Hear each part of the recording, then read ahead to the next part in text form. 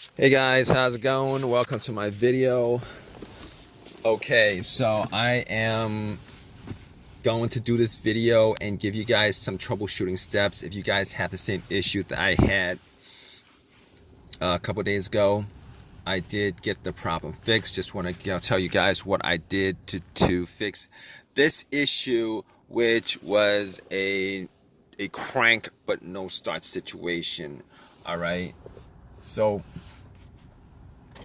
basically I was at Walmart and parked my car, went to Walmart and spent about an hour there, came back out and tried to start my car, and my car cranked but it did not start.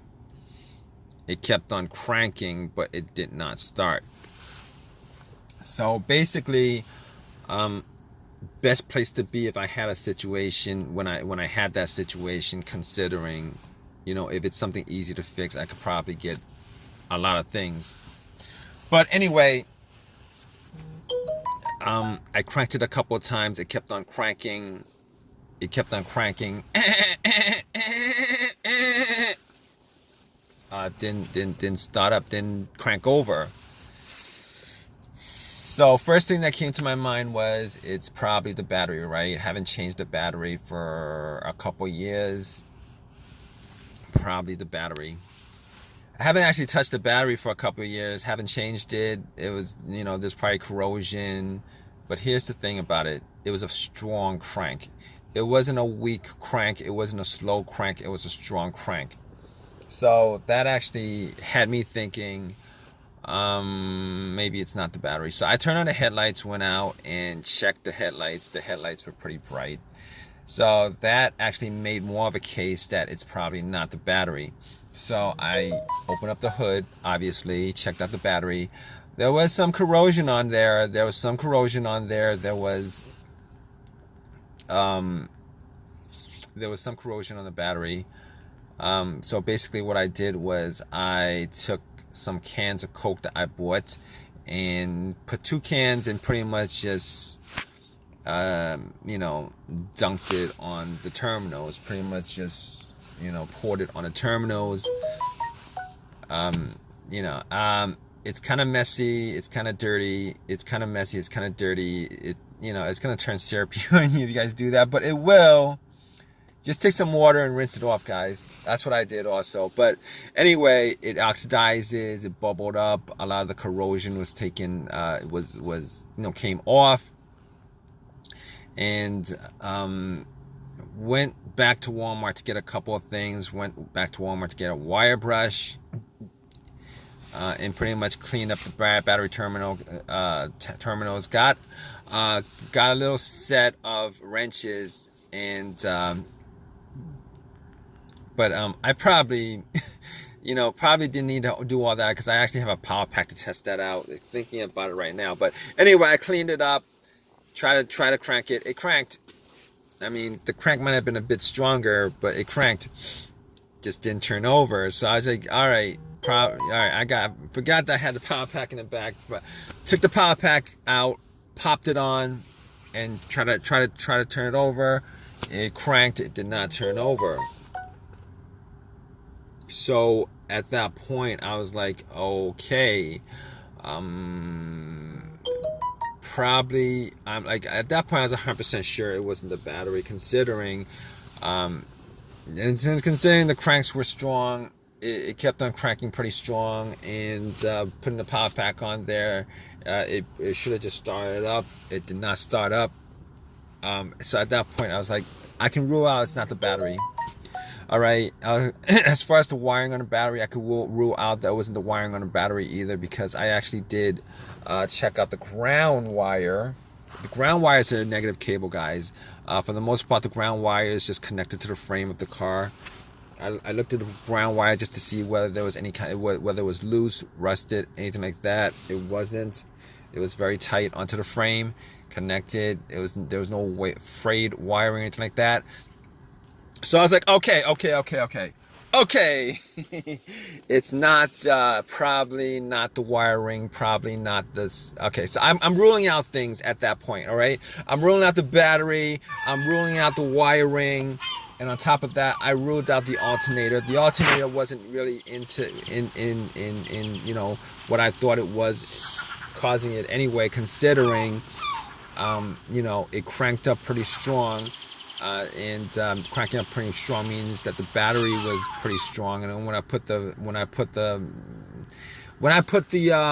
cables on from the power pack, and it didn't start off up, you know, it's not the alternator, guys. You guys think it's not the alternator, it's none of that other stuff, okay? So at that point, I was like, here's the thing. As far as me, if you guys are in this situation, you guys trying to troubleshoot this whole entire thing, trying to rule out certain things. All right, here's the thing. There was no check engine light on the dash at all. No check engine light on the dash before the situation happened. I haven't had a check engine light on my dash for a while. Had some other issue, but that was a long time ago. No check engine light on the dash, okay? But I have an OBD2, and I plugged it in.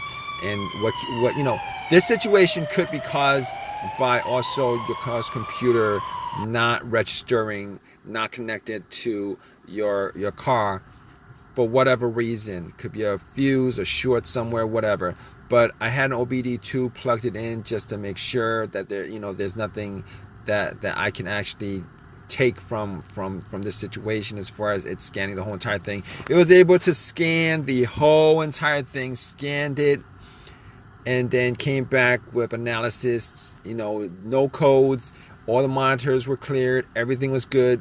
At that point, I knew that it was able to read the car's computer. So there's nothing wrong with the car's PCM, ECM.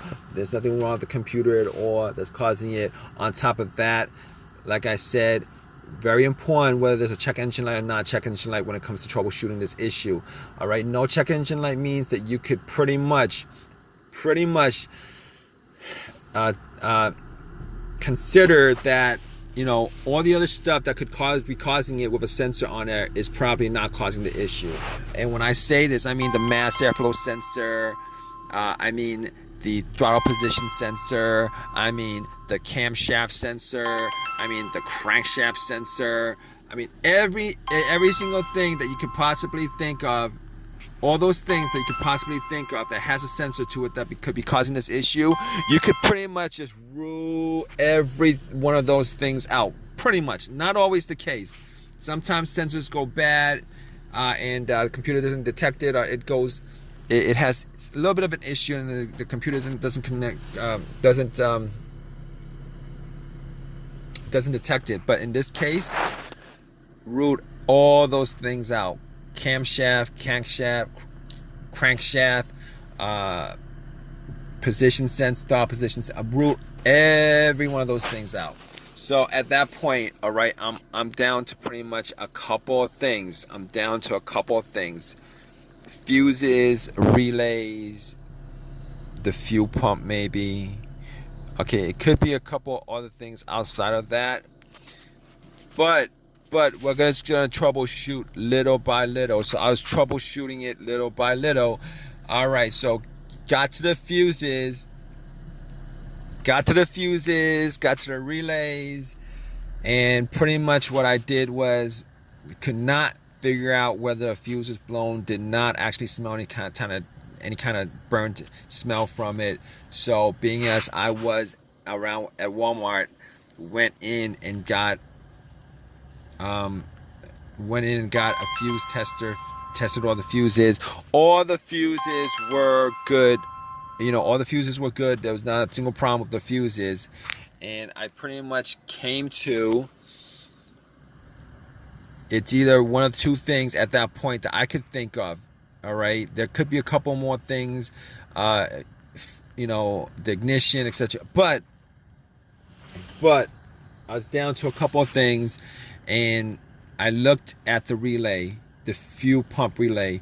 All right, but before I did that, I was thinking it might be the fuel pump. So I was in my car, and I was trying to figure out whether I could hear hear the fuel pump whizzing, priming. All right, so if you guys don't know how to do this, essentially you would normally need two people to do this. One to listen to the fuel pump priming as the ignition is turned to the on position, not the crank position, because once you get to the crank position, you're gonna crank the car up and you're not gonna be able to hear it too well.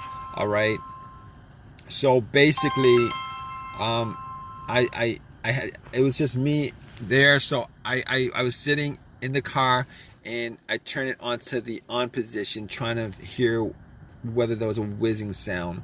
All right, normally you will want somebody to turn on to the on position while somebody has the gas cap off, and you're listening to hear whether there's a motor sound.